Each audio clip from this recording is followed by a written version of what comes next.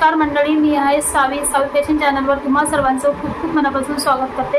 तर आजच्या व्हिडिओमध्ये आपण बघणार आहोत प्रिन्सेस कट ब्लाउजचं पेपर कटिंग आणि पूर्ण स्टिचिंग बघणार आहोत। तर व्हिडिओ तुम्हाला शेवटपर्यंत बघायचा आहे, स्किप न करता। म्हणजे जर तुम्ही स्किप केला तर तुम्हाला तो व्यवस्थित पेपर कटिंग म्हणजे कटिंग करणार नाही आणि स्टिचिंग जे आहे ते पण कशा प्रकारे करतो आपण ते पण करणार नाही। त्यासाठी व्हिडिओ स्किप न करता तुम्हाला शेवटपर्यंत पूर्ण बघायचं आहे।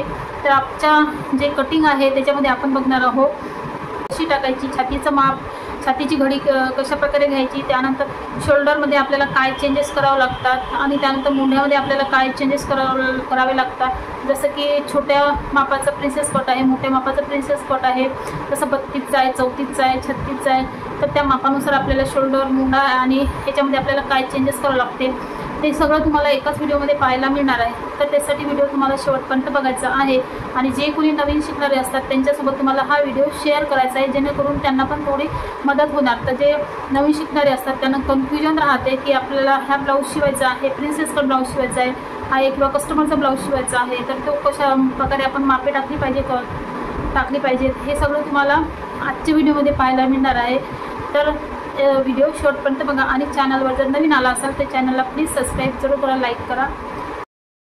तर पाहू शकता मंडळी, इथे आता आपण सर्वात पहिले ब्लाऊजचं जे माप आहे उंची लावणार आहोत। तर सर्वात पहिले आपल्याला इथे उंची लावली आहे 13.5, त्याच्यामध्ये 1 इंच ऍड करून 14.5 इथे आपण उंची लावलेली आहे। आणि त्यानंतर पाहू शकता इथे शोल्डरचा निम्मे, जर आपला ब्लाऊज आहे ते बोटनिक प्रिन्सेस कट आहे त्याच्यामुळे आपण जे शोल्डर आहे निम्मे घेतलेला आहे 14 आहे पूर्ण शोल्डर, तर त्याचा निम्मे 7 लावलेला आहे। त्यानंतर इथे जे मुंड आहे तो आपण इथे 7.25 इंच लावून घेतलेला आहे। तर पाहू शकता इथे, कारण आपलं जे ब्लाऊज आहे बोटनिक प्रिन्सेस कट ब्लाऊज आहे, तर प्रिन्सेस कट ब्लाऊज मध्ये आपल्याला शोल्डर आणि मुंडा जो आहे,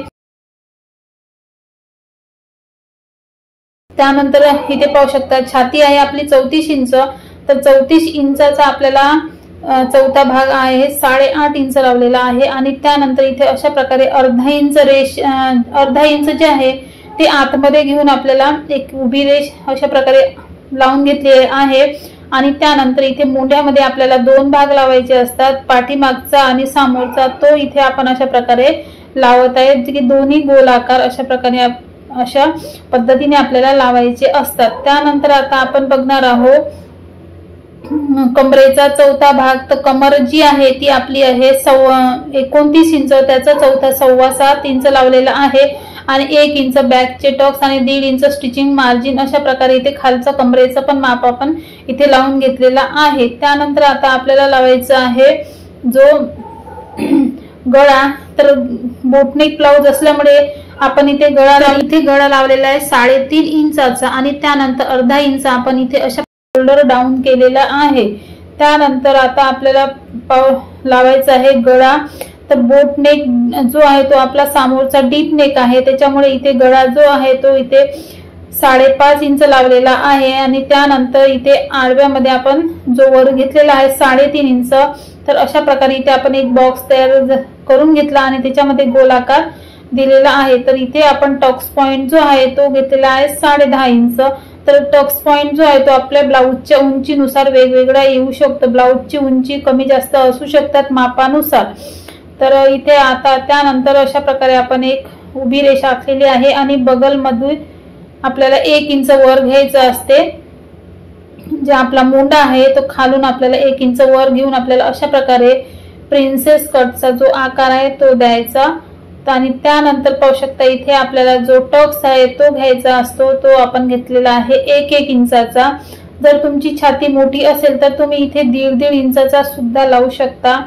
तर इथे आपला आहे 34 इंचाचा, त्याच्यामुळे मी जो टक्स आहे तो आपला 1 इंचाचा घेतलेला आहे। आणि त्यानंतर पाहू शकता इथे आपल्याला लावायचं आहे हे खालून 2 इंच आणि वरून 1 इंच, अशा प्रकारे एक्स्ट्राचं जे आहे ते समोरच्या भागाला फक्त आपल्याला घ्यायचं असतं प्रिन्सेस कट ब्लाऊज मध्ये।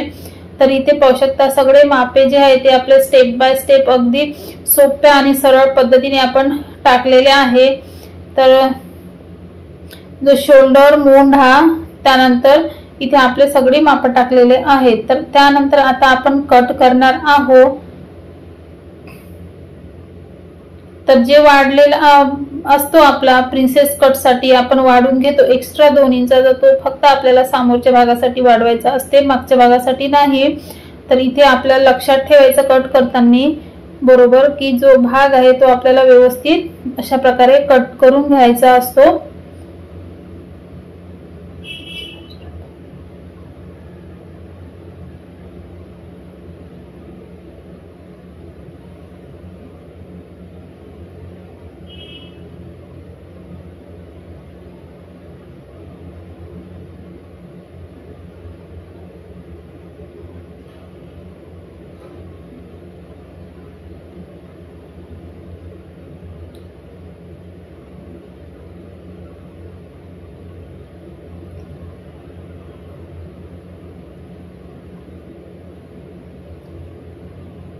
त्यानंतर पाहू शकता आपण इथे आता टॉक्सची कटिंग करणार आहोत। तर टॉक्स जो आहे तो पण आपल्याला इथे अशा प्रकारे कट करायचा आहे।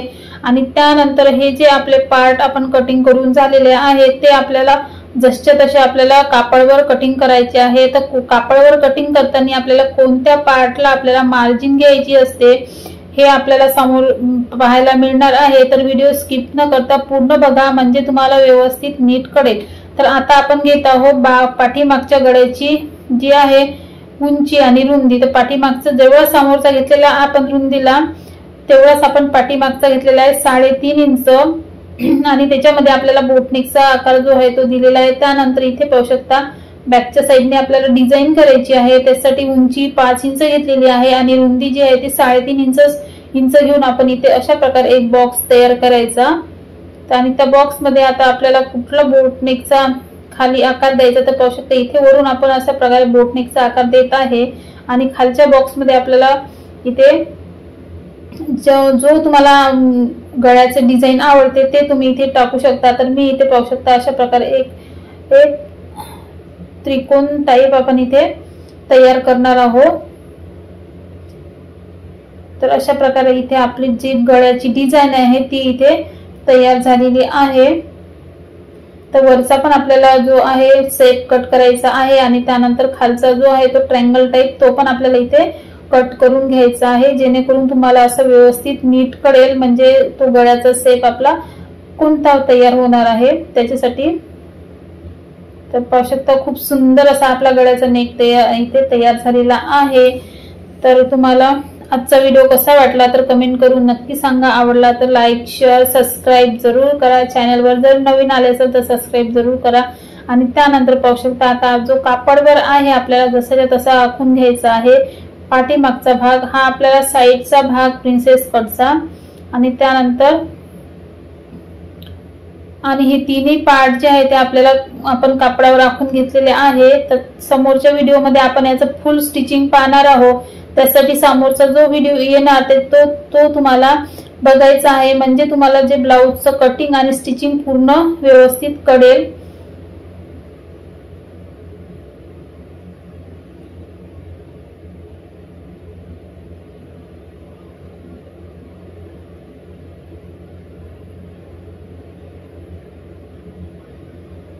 तर आता हा जो आहे आपला मेन फॅब्रिक आहे त्याच्यावर आपल्याला साइडने अर्धा इंच मार्जिन ठेवून आपल्याला अस्तर कट करायचा असतो।